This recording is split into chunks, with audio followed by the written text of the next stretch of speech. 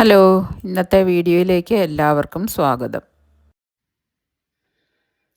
The NHS must reform or die എന്നാണ് ഇപ്പോൾ Keir Starmer പറഞ്ഞിരിക്കുന്നത്. അപ്പോൾ നമ്മുടെ പുതിയൊരു റിപ്പോർട്ട്, അതായത് ഒരു ഇൻവെസ്റ്റിഗേഷൻ ഓർഡർ ചെയ്തിട്ടുണ്ടായിരുന്നു. അതിൻ്റെ റിപ്പോർട്ട് വന്നപ്പോൾ അതിനകത്ത് പറയുന്നത് NHSനെ നമുക്ക് ഫണ്ടിങ് കൊടുത്തൊന്നും രക്ഷപ്പെടുത്താൻ പറ്റത്തില്ല. അപ്പോൾ നോ മോർ ഫണ്ടിങ് എന്നാണ് പറഞ്ഞിരിക്കുന്നത്. No more funding for NHS. അത് NHS റീഫോം ചെയ്യണം, അല്ലാതെ ഫണ്ടിങ് ചെയ്തുകൊണ്ടൊന്നും NHS രക്ഷപ്പെടുകയില്ല എന്നുള്ളതാണ് ഇപ്പോൾ അവർ പറഞ്ഞു. അപ്പോൾ അവരുടെ റിപ്പോർട്ട് വഴി കണ്ടെത്തിയിരിക്കുന്ന ഒരു കാര്യം അതാണ് കീർ സ്റ്റാമർ ഇന്ന് ശക്തമായിട്ടും പറഞ്ഞിരിക്കുന്നത്. NHS വളരെയധികം ഒരു ക്രിട്ടിക്കൽ കണ്ടീഷനിലാണെന്നുള്ളതാണ് പറഞ്ഞിരിക്കുന്നത്. അപ്പോൾ ഫണ്ടിങ് കൊണ്ട് രക്ഷപ്പെടുത്താൻ പറ്റുകയില്ല. NHS മസ്റ്റായിട്ട് റീഫോം ചെയ്യണമെന്നുള്ളതാണ് പറഞ്ഞിരിക്കുന്നത്. അതായത് അധികാരമേറ്റ ഉടനെ ഈ ഗവൺമെൻറ് നിലവിൽ വന്ന് അധികം താമസിയാതെ തന്നെ നമ്മുടെ ഹെൽത്ത് സെക്രട്ടറി ഒരു കമ്മീഷനെ നിയമിച്ചായിരുന്നു, ഒരു ഇൻഡിപെൻഡൻറ്റ് കമ്മീഷന് നിയമിച്ചായിരുന്നു. NHSൽ ഒരു കാര്യങ്ങളെല്ലാം ഒന്ന് വിലയിരുത്തി ഒരു റിപ്പോർട്ട് ഉണ്ടാക്കാൻ വേണ്ടിയിട്ട്. അവരുടെ റിപ്പോർട്ട് അടിസ്ഥാനത്തിലാണ് ഇങ്ങനെയുള്ള വിവരം വന്നിരിക്കുന്നത്. അപ്പോൾ ഈ റിപ്പോർട്ട് വന്നു കഴിയുമ്പോഴത്തേക്കും അനുകൂലമായ തീരുമാനം ഉണ്ടാകുമെന്നുള്ള ഒരു വിശ്വാസത്തിലാണ് എല്ലാവരും നോക്കിയിരുന്നത്. അതായത് കൂടുതൽ ഫണ്ടിങ് NHSന് കിട്ടും, അതുവഴി കൂടുതൽ നമുക്ക് റിക്രൂട്ട്മെൻറ്റ് NHSന് റിക്രൂട്ട്മെൻറ്റ് ഒക്കെ ചെയ്യാൻ പറ്റും എന്നുള്ളൊരു കണക്കൂട്ടിലായിരുന്നു. പക്ഷേ അതെല്ലാം ഇപ്പോൾ സ്റ്റോപ്പായിരിക്കുകയാണ്. അതായത് കഴിഞ്ഞ 10-15 വർഷമായിട്ടുള്ള ഭരണത്തിൻ്റെ കീഴിൽ NHS വളരെയധികം താഴോട്ട് പോയിരിക്കുന്നു. വളരെയധികം ക്രിട്ടിക്കൽ കണ്ടീഷനാണെന്നുള്ള ഒരു നിഗമനത്തിലാണ് ഇപ്പോൾ എത്തിയിരിക്കുന്നത്.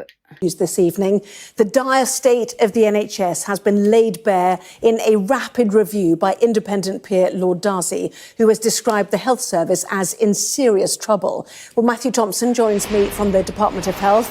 Weeks it's taken to carry out this review and ahead of a speech by Sir Keir Starmer tomorrow. So what have you learnt, Matthew? Well, you say dire. I mean, dire is almost putting it mildly. This is a devastating assessment of the state of the NHS, frankly, which the report says is failing on its most important promises to the British people. So on waiting lists, on A&E, on cancer and cardiac services, on access to GPs, on maternity services. I mean, the list goes on. It describes crumbling buildings, outdated machinery, outdated systems. It describes exhausted and disengaged staff.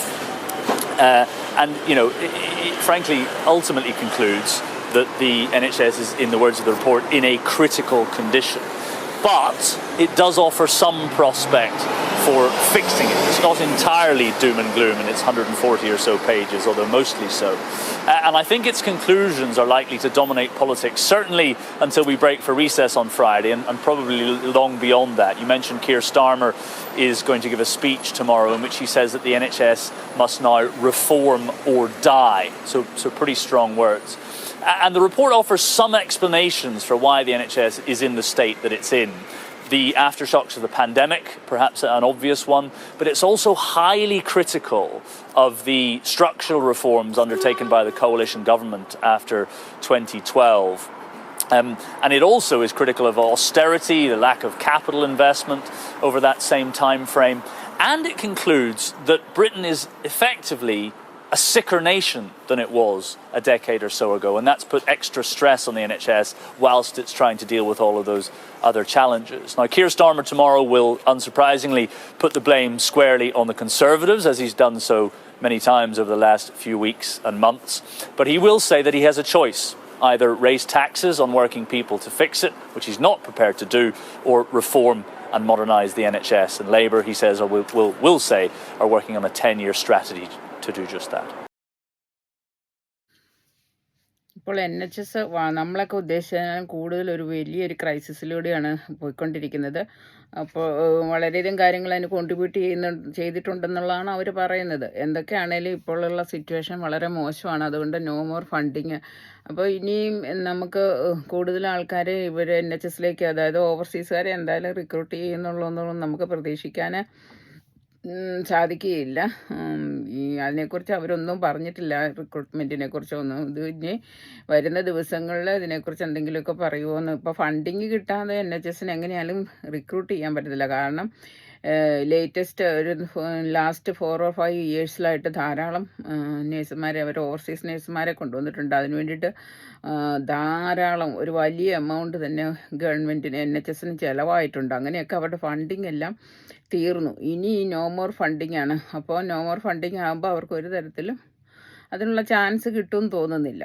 അപ്പോൾ ഇതൊക്കെയാണ് ഒരു quick update എന്ന ആ റിപ്പോർട്ടിനെ കുറിച്ചിട്ടുള്ളത്. അപ്പോൾ ഇനി അടുത്ത ദിവസങ്ങളിൽ ഇതിൻ്റെ വിശദമായിട്ടുള്ള കാര്യങ്ങളെക്കുറിച്ച് നമുക്ക് ഞാൻ വീഡിയോ ചെയ്യുന്നതായിരിക്കും. അപ്പോൾ അടുത്ത വീഡിയോയുമായി വരുന്നവരെ എല്ലാവർക്കും ബൈ.